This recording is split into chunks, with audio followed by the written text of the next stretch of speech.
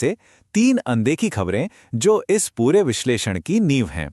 और अब आते हैं हमारे पहले प्रमुख डेटा पॉइंट पर, अर्थव्यवस्था और ग्लोबल रैंकिंग में होने वाले बदलाव। देखिए, यहाँ एक बहुत ही स्पष्ट और चौंकाने वाला विरोधाभास देखने को मिलता है। एक तरफ पिछले साल के वो बड़े बड़े दावे हैं जहां ये उम्मीद जगाई गई थी कि अर्थव्यवस्था जापान को पीछे छोड़ के दुनिया में चौथे स्थान पर आ गई है। लेकिन स्रोत द्वारा जो वर्तमान वास्तविकता रिपोर्ट की गई है वो बताती है कि ये रैंकिंग वापस खिसक कर छठे स्थान पर आ गई है। काफी बड़ा अंतर है ना? अब आपके मन में ये सवाल आ सकता है कि आखिर इस गिरावट के पीछे के कारण क्या हैं? तो स्रोत सामग्री इसके 2 मुख्य आर्थिक चालकों की ओर इशारा करती है। पहला है रुपये के वैल्यू में लगातार आ रही तेज गिरावट, और दूसरा बड़ा कारण है विदेशी निवेशकों द्वारा रिकॉर्ड संख्या में अपना पैसा वापस निकालना। ये 2 फैक्टर्स इस गिरावट को ड्राइव कर रहे हैं। यहाँ पे एक खास बात ध्यान देने वाली है, स्रोत सिर्फ कच्चे आंकड़े नहीं देता, बल्कि इसका इस्तेमाल एक विशिष्ट राजनैतिक बयानबाजी के लिए भी करता है। उदाहरण के लिए स्रोत ने एक टिप्पणी की है कि दिल्ली सरकार की गिरती आबरू और गिरते रुपए के बीच कंपटीशन चल रहा है। एक निष्पक्ष विश्लेषण के तौर पर हमारे लिए ये दर्ज करना महत्वपूर्ण है कि आर्थिक डेटा को पेश करते समय किस तरह के राजनीतिक तंज का सहारा लिया गया है।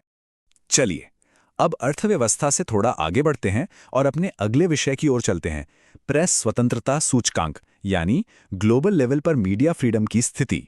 किसी भी तरह के बदलाव को समझने के लिए हमें एक बेसलाइन की जरूरत होती है।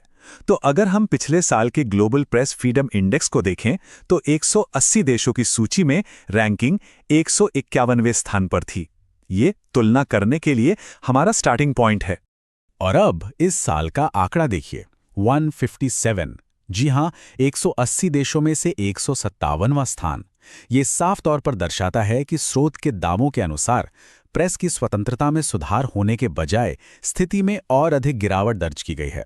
इसके पीछे मीडिया की कार्यप्रणाली को लेकर एक बहुत बड़ा वैश्विक मूल्यांकन छिपा हुआ है।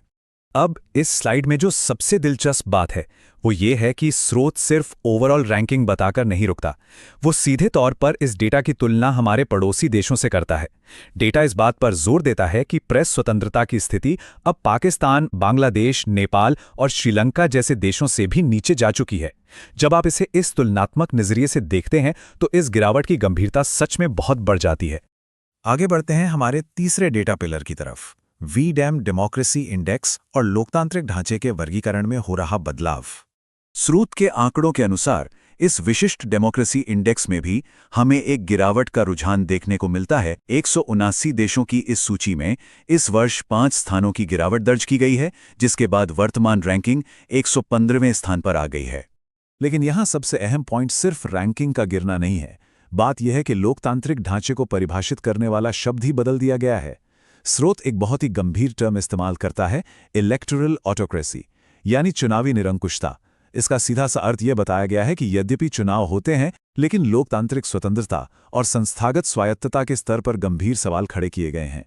तो अब हम अपने विश्लेषण के बिल्कुल आखिरी पड़ाव पर आ गए हैं, डेटा और मीडिया, जहां हम इन सभी चीजों को एक साथ जोड़कर देखेंगे।